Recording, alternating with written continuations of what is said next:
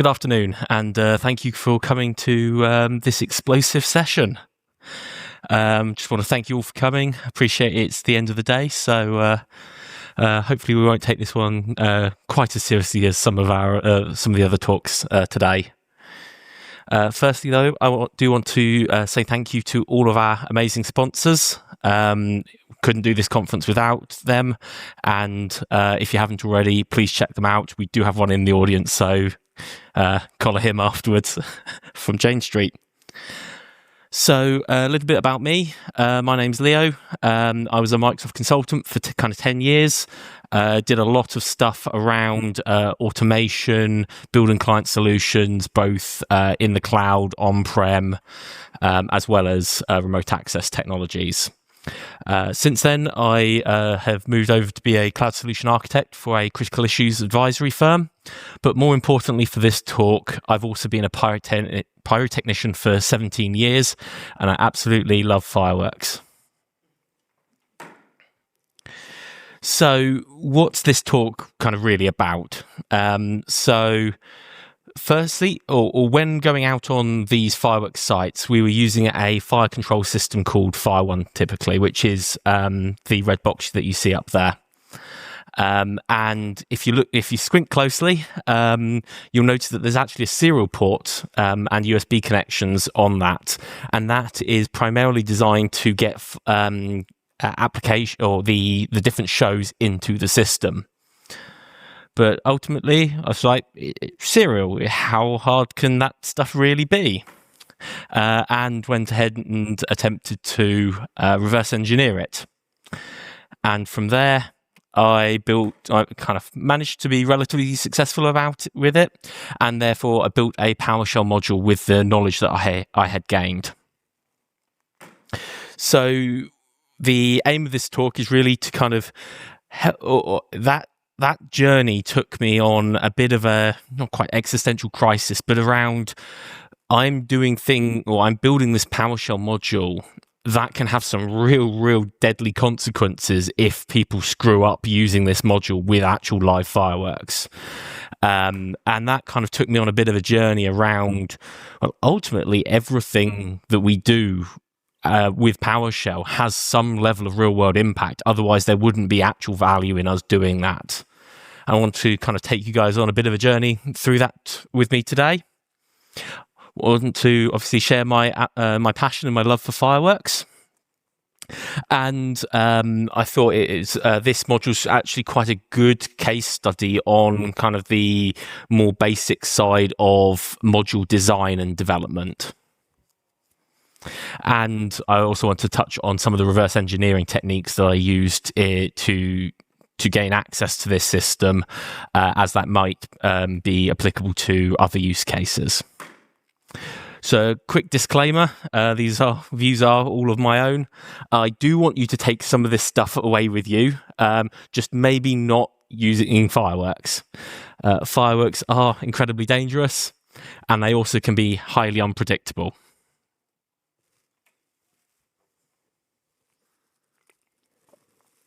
So no live demos today, unfortunately. Something about the conference centre still wanting to exist, and the wonderful organisers still wanting to be able to do PSConfEU 2026. So I'm afraid you'll have to make do with a bit of a video, which I took demonstrating this module.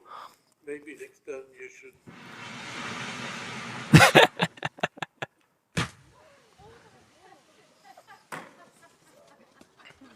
Oh my God.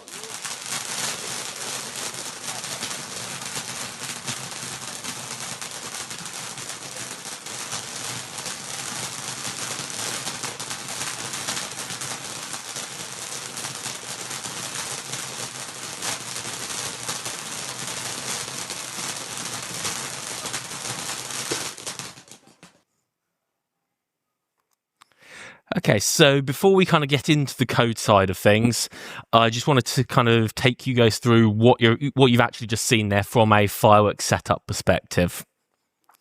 So the first thing that we've got here is we've got the actual fireworks that were set off in the kind of the black canisters. And those are set off using electrical igniters, and you can kind of see the ends of those as these kind of black streaks coming out of those fireworks. Igniters are effectively just dodgy resistors, so if you put a low amount of current through them, then they make a nice circuit and nothing happens. If you put a large amount of current through them, then they go pop, which then ignites the physical chemicals, which then creates the explosion. So those fireworks, they connect into our modules. So you've got the brains of the operation in the white box below it, and they connect to the Q rails. So each module can have up to 32 Qs, and then you can have up to 99 modules within a basic system. And then you can actually expand across multiple systems in the really large shows, but we don't need to necessarily worry about that today. What you can also see here is where I've set up LEDs and some short circuits, and that's to test the system out, so that I didn't have to set off fireworks every time I wanted to check whether my code was working. The way that this all kind of works is that each module has a unique number, and then you've got the Q numbers. So you can effectively think of it as a basic kind of IP address system. So you can say module 2 Q30, module 4 Q15, etc. So then those modules are all daisy chained together into the fire control system itself. And that's the one with the serial port, and that's the bit that we were directly controlling. So that is then plugged into the laptop, but you'll also notice the most important thing in this entire diagram, the mug of English breakfast tea. And then running on that laptop is just standard PowerShell with the module. And then we have a Excel spreadsheet that we're using to actually define which queues are being fired when and where.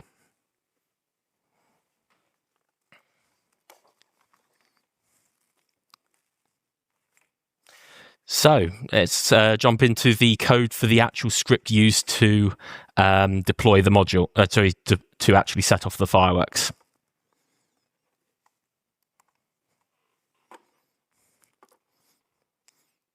So the first thing we do is we import the wonderful import XL module. So shout out to Doug Fink for that. If you guys haven't heard of that before, it's an amazing way of interacting with XL, both on the import and export side.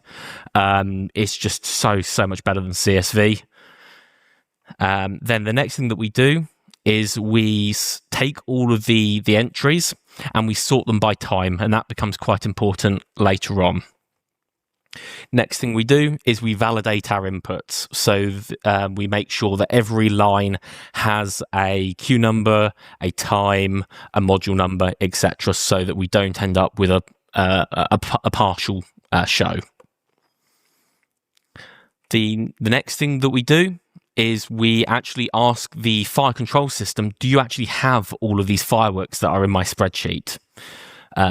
It's quite important from a fireworks perspective. You can only set these things off once. So when we do set them off, we want to know that the actual show is going to take place the way that we envisage that it will. So by running those low currents through the igniters, we can validate that, yes, there is an igniter attached into every queue and module that we're expecting prior to us actually setting off the display.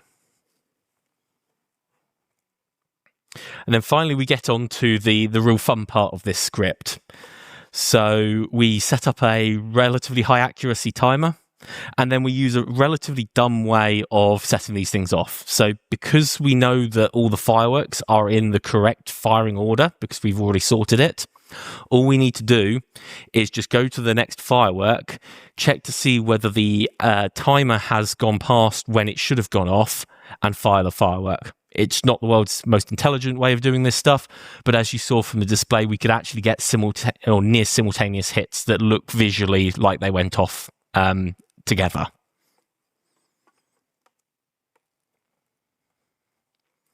So a little bit about the reverse engineering. So what I was using for this was what's known as a Yoctopus RS232 connector, which is the device there. And these are primarily designed for industrial automation capabilities. So things like where you've got manufacturing equipment or industrial scales that you want to be able to pull or push information directly out of them where they've got serial ports on the back of them. Ironically, this was actually one of the cheapest solutions for this work. The software solutions actually cost more than this equipment to purchase. And then what I did was I just connected that in line with the standard serial cable, talking to the official software that comes with this system. What I then did was, using the official software, started sending commands that I wanted to replicate to the system. Things like, can you get me all the information on that module, or what queues are on that module, etc. And then that would come up in the Octopus control software as a series of hexadecimal kind of packets, as I would call them. And then it's a case of, well, figuring out what does that hexadecimal actually mean. So the easiest thing to do with that is to compare and contrast. So if I go and get the information for module 3, I'm looking for kind of a 3 in that request packet. And then if I send the same request for module 4, does that 3 turn into a 4? In which case, it's a pretty good chance that I found the particular byte that is holding the module number within that packet. And if you do that enough times and you bash your head against the wall enough times, then you can eventually kind of figure out the main control components of the protocol and the system. So once I've got a sufficient information to start actually doing something with that, and that's what then led me on to the module requirements. So because I was doing this in a very kind of iterative ad hoc way, I wanted an approach that would allow me to easily iterate and extend the module capabilities and allow me to bring things in, throw other things out as the solution progressed. I was also very conscious that I wanted the ability to have public and private functionality or commandlets within the module, because both from, again, an ease of use perspective, which is kind of the third requirement, but I wanted a simplified and streamlined kind of public API to this module so that others could theoretically use it. And I was also conscious again of the impact of getting this stuff wrong, which meant that I wanted to be very careful about the inputs that end users could use onto this module, and therefore validation is quite important. I wanted to be very strict about the validation on any inputs on any public-facing commandlets. So what that then kind of led me to use is a number of or a couple of major dependent modules. So I'm using the ModuleBuilder framework for the actual module design. This allows us to put the individual commandlets into different files and split them between the public and the private side of things. And what that does is it makes it very easy for to visually track what commandlets you have, where they are. It means from a source control perspective, it is significantly easier to then do PRs and kind of collaborate, all of those great things. I then make 2 uses of the PS framework. So shout out to Frederick Weinman, who's actually here at the conference, if you haven't met him before. We make use of the logging capabilities of PS framework. It has a highly extendable logging capabilities, both to on-screen, to file, basically anywhere that you could possibly want to log to. And it also handles that nicely across the different files that make up the module, all in a completely seamless way, so you're not having to constantly figure out where I'm writing to or pass logging information between the different commandlets. It all just is nicely isolated into each function separately. And I also made a decision not to make invoke show an actual command. There's a couple of reasons for this. The main ones being that the data source that I used and I showed you is obviously import Excel and from an Excel file. Other people may, in theory, want to do use other data sources, whether that is CSV, SQL database, all of those kind of things. And ultimately, I wanted that to be a task for the people using the module rather than the module builder myself. The other nice thing about keeping it separate is that the whole module doesn't then depend on import Excel when you go and install it from the PowerShell gallery, that kind of thing. So it's always important that to take module dependencies where they make sense, but also try and limit your dependencies where they don't necessarily make sense, because ultimately every line of code is additional code, it's additional downloads, it's an additional potential security vulnerability, additional thing to maintain. And then ultimately also I was very conscious, as I've said, that the actual firing loop is a relatively dumb way of doing things. It's functional, it works, but again, if someone else was to take this and want to do other things with it, they potentially would want to have their own approach and their own trade-offs to that firing loop, which again, if it's a script rather than a commandlet, they can go nuts and do whatever they want, however they want, making use of the underlying commandlets. So it's effectively a proof of concept rather than a core part of the module. So I thought it would be a good idea to now kind of show you some of the code that makes up the most important function, which is the invoke explosion commandlet.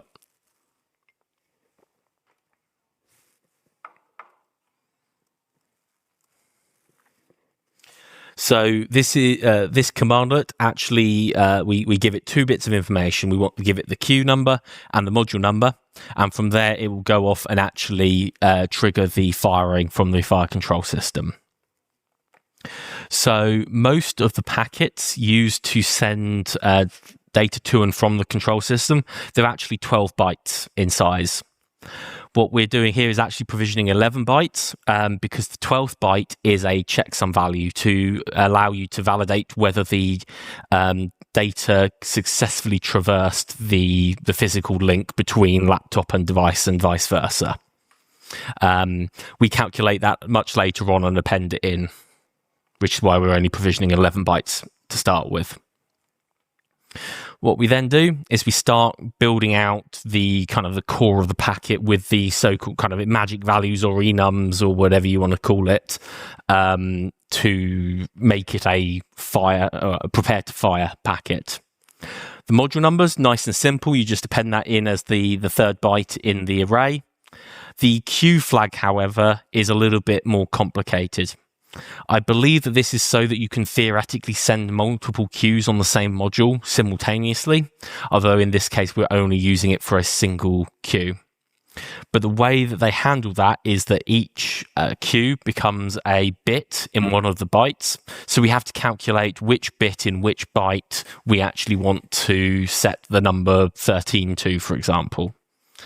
To make this a little bit more visual, I've kind of pulled that logic out into a script and kind of given you the sample output here.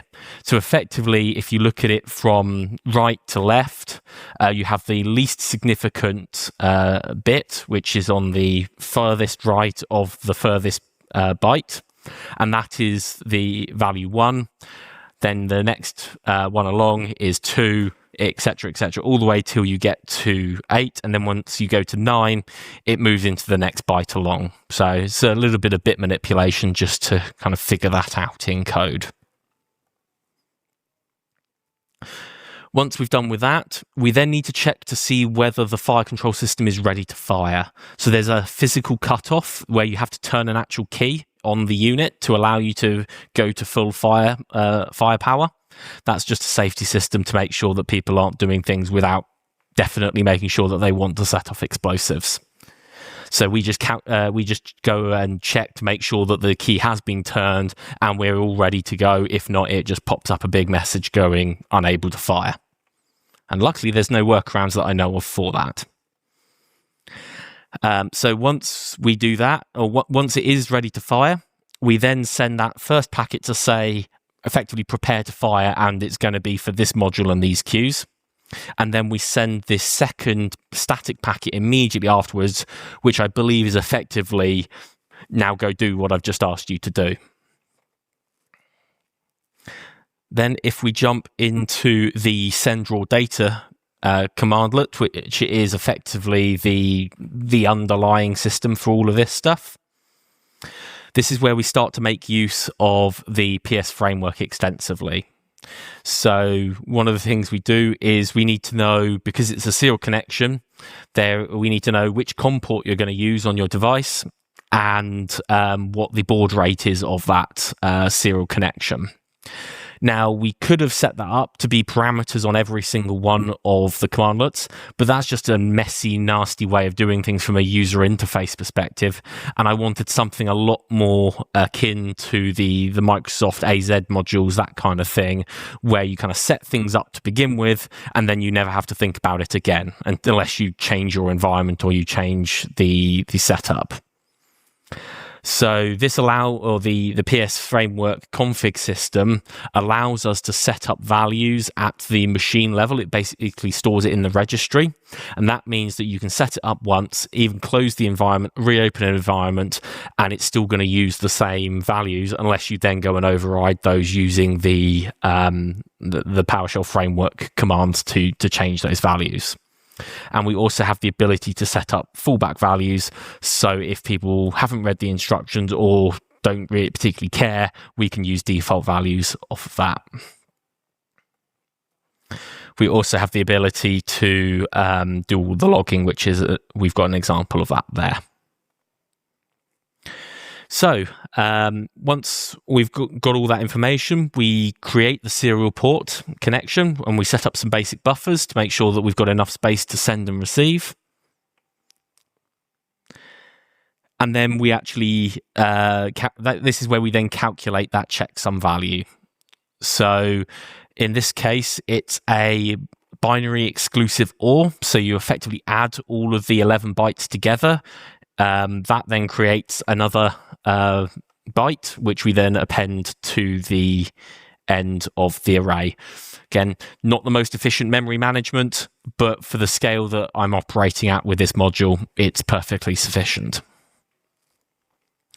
What we then do is we send that information, we grab or we create a new array of the same size that we're sending, so that if we're expecting a response, the responses are always the same amount of bytes that we sent, so that we've got somewhere to save that response if it's coming. And then we loop through just listening to that COM port, waiting for that response to be completed or for it to time out, so that we don't lock up the whole module if there is an issue. And then right at the end, what we do is we take that response and we calculate the checksum on that response and compare it against its existing checksum to make sure that we have successfully received the data correctly. And if it doesn't, we then report to the end user that there was a problem.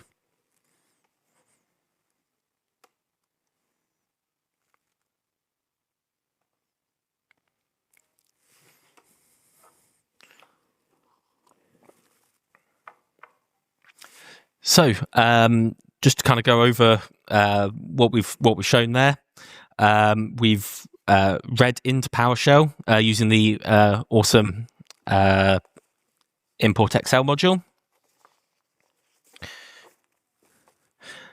We have shown how PS Framework can save and retrieve values, as well as be used for logging without needing to impact the actual commandlet structure itself.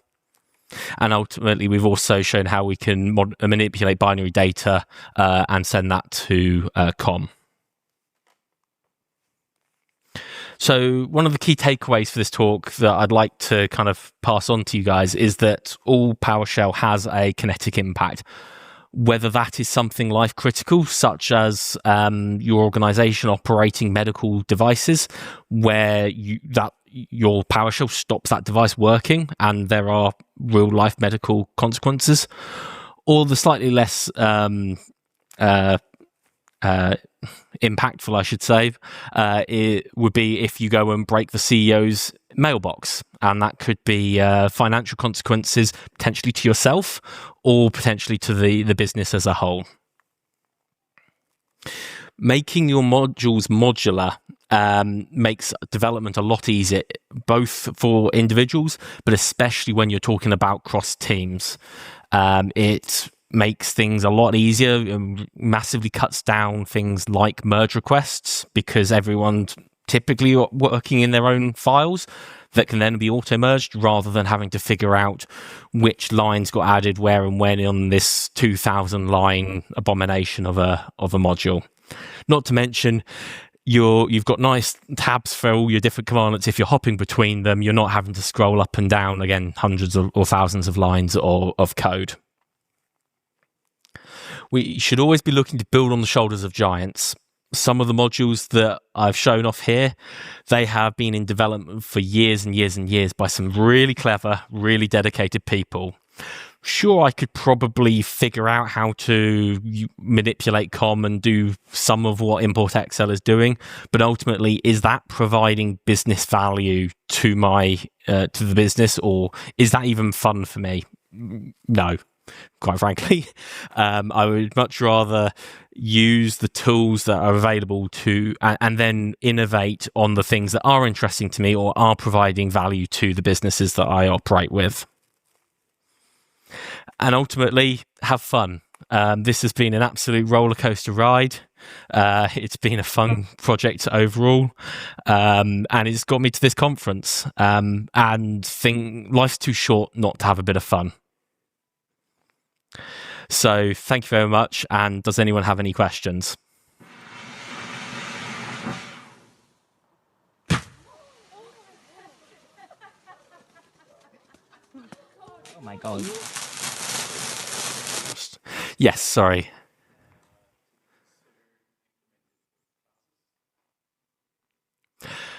Not particularly. It's one of those I have used classes as kind of sparingly. It was just that it didn't really seem like there was a particular use case to go down that route. Yep. Yes, so it's not a question, but it was like a confirmation that those lights, those bits, like when you have them queue separate, like everyone is unique. This is specifically made to have every of the queue an unique number, and then when you sum them binary, Yep. it will give you like always only one. That will not do the math. That will not like cross the to the other bit. So we'll have exactly the payload that you need to send. And as a follow up of that, it's indeed you're doing that sequentially when you're sending messages. And with that approach, you can group like messages that can be sent at the same time by combining the payload, and you can send one message to all of the modules to start the fireworks or whatever. Yeah.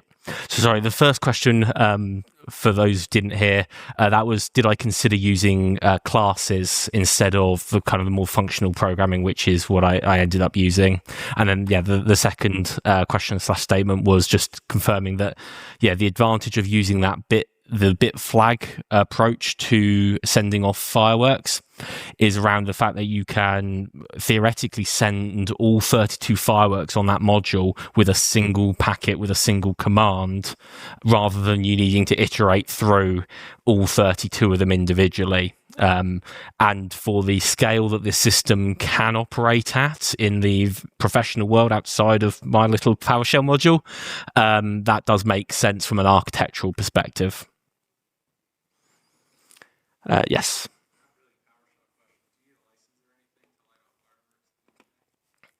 So that is a wonderful talk. The short answer is no, but considering I could probably talk about this for a good hour on its own, are you heading to the community dinner this evening? I will be more than happy to give you the in-depth nitty-gritty details then.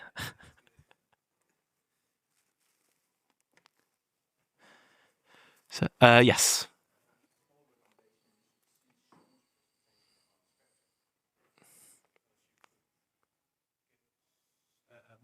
Beautiful output from your module, where you use check commands for stuff like that, so you can get a more visual easy. Thank you. So yeah, again, for those who didn't hear, the third question was around: do I need a license to set off fireworks in the UK? And then the fourth statement was around: should you check out one of the other talks here, which is on Spectrum? Was it Spectre? Not the Intel vulnerability, which would potentially help with the output of the module itself. So if no one's got any other questions, then I can kind of run on to some of the extra content. So one of the things I kind of glossed over as part of that presentation is around the advantages of using ModuleBuilder over kind of one of your own, kind of bake your own module systems. And that is that while you build all of the commandlets into individual files, you then go through a compilation process, which then smushes them all together as a single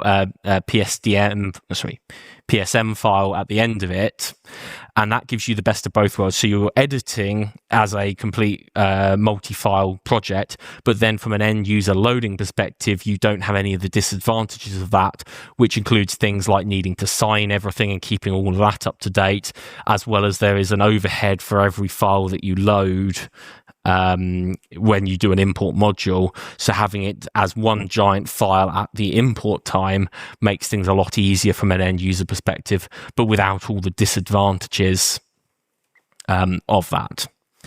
So if I head over to here, for those of you who haven't seen this before, we've got our private functions here, while we've got our public functions here. And then we've got what I've got here is a script that will automatically kind of compile the module and then inject it into my environment so that I can kind of make use of it on as I'm kind of doing quick iteration. Sorry, there's a question.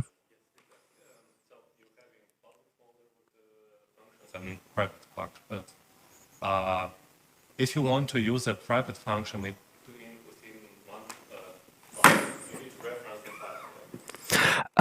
no, but what you struggle with, in local development terms, you would then probably just go into the private one, bring it into memory, and then go to the other one and start using it there. Or what you would do is you would update the local module if you're trying to do kind of more holistic testing, which will then bring the entire environment or that entire module in, and then you'd potentially just overwrite in memory the function that you're currently working on. That way of doing things. But then when we are actually making use of this stuff, you can just reference the other commands, because ultimately when it comes to the import process, they're all being run simultaneously, and even though they technically don't know about each other at compile time or pre-compile time, post-compile time, they kind of all know each other from that perspective. So the first thing that we do as part of the compilation process is we're importing the ModuleBuilder module, and then we are grabbing some basic information out of the build.ps1 file. And that's just simple things like, where am I saving it? What's the name of it? And we can do some kind of global scope stuff. So setting things at the, there we go. So we can kind of set things up right at the beginning of the module and reference them throughout the rest of it. So, for example, how we actually do the import, and the fact that we've got some logging to say, hey, we're starting to load this module, etc.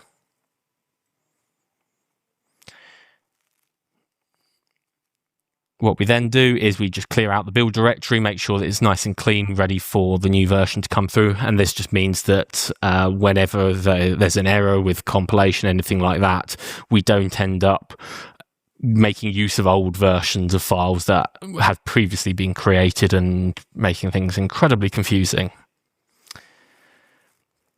From there, what we're doing is just to keep things simple from an import process is I'm always, every time I run the build, I'm just incrementing the module version number, keeps things simple from that perspective, but making use of the same major minor, and then it's just incrementing the build number.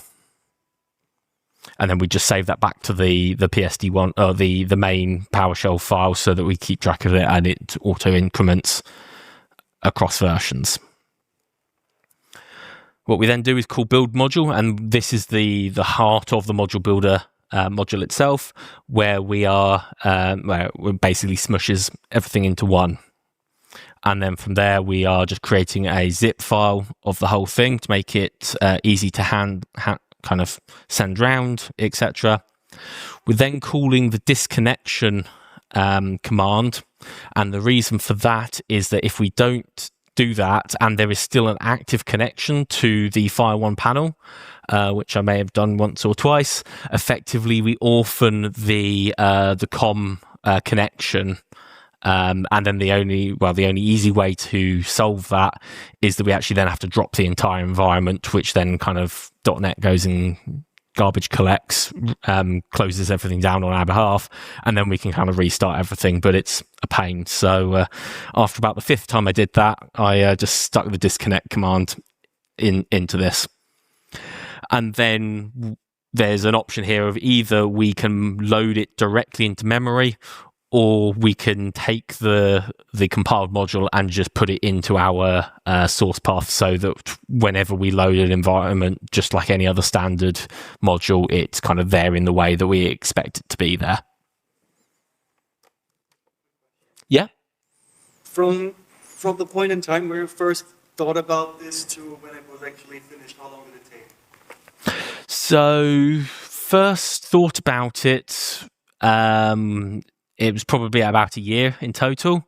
The first 6 months of that was just thinking about it. I don't own one of these systems. They're very, very expensive. So I then had to reach out to my boss and say, hey, I'm about to do something really stupid. Would you lend me thousands of pounds worth of hardware? And he graciously enough said yes. But because it is a real working system and there aren't that many in the company, I then had a bit of a time limit before I then had to hand it back so that it could actually go out and do proper displays with people who aren't idiots like me. So yeah, in terms of the actual development time, it was around, if I remember correctly, kind of 4 to 6 months, that kind of time frame.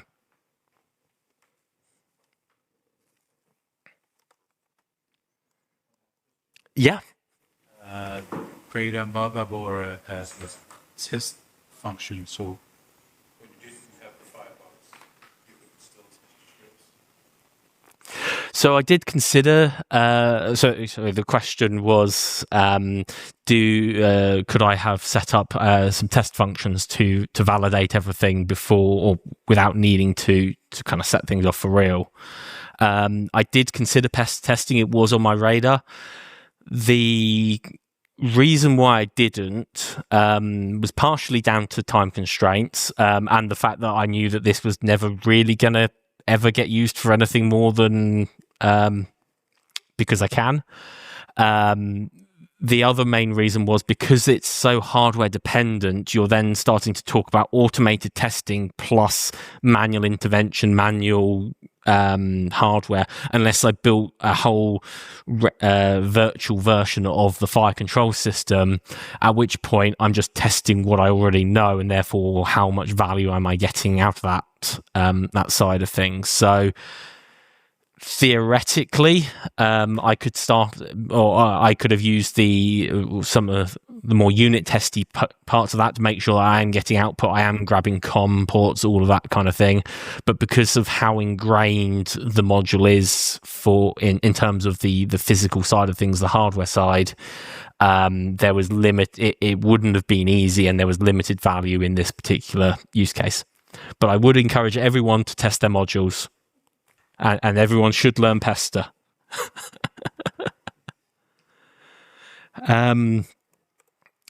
So yeah, that just on the right-hand side, that is what an igniter looks like if it's not currently stuck in a Firework.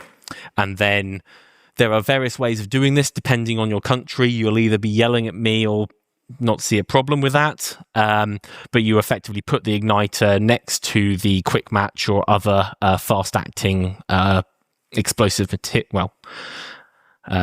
flammable material, at which point when it goes off it then ignites it, and then the rest of the firework goes off. And then this is effectively what a real show looks like. You kind of rocks up in a bunch of UN flame retardant boxes. We then unpack it, and you'll see that each firework has a bunch of information on it to tell us which queue, which module, etc., and which position it's going to be in, so that when we're out on site, we're not doing a design live. That was already done months ago. And then all we're doing is kind of setting it up, making sure that it's safe, making sure that the assumptions that were made during the design are valid. For example, if there's now a giant building to the right of us, that we don't start sending fireworks that way when it used to be a nice empty field, etc. And then connecting in the fire control unit. And normally then it's a case of waiting around for 6 hours until it's time to go to set it off. And then here what we've got is what a fully populated module will look like. As you can see, there are many different types of module. And then what you've got here on the right-hand side, left-hand side even, is what a standard firework position would kind of typically look like on a firework site when it's all kind of staked out. No, in this case, we haven't got round to cabling it yet. So the modules themselves are in these green boxes for their kind of waterproof protection. And I would have taken this picture once we'd finished setting up the hardware and before we'd actually run all the cables. So you can kind of see all these yellow bundles on each of the fireworks. They're the igniter, the cables that will then get run to these modules at the front.